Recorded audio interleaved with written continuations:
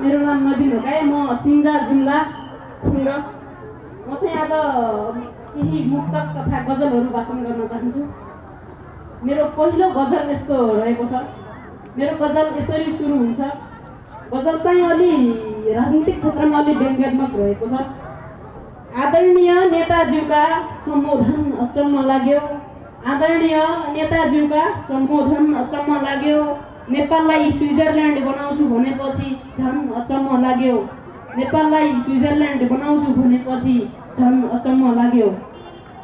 सम्माननीय भ्रष्टाचारीज्यू गतिलो फुर्तिलो भाषण मात्रै आउने, सम्माननीय भ्रष्टाचारीज्यू गतिलो फुर्तिलो भाषण मात्रै आउने, विकास कार्य किन नआउने त्यसको चलन अचम्म लाग्यो।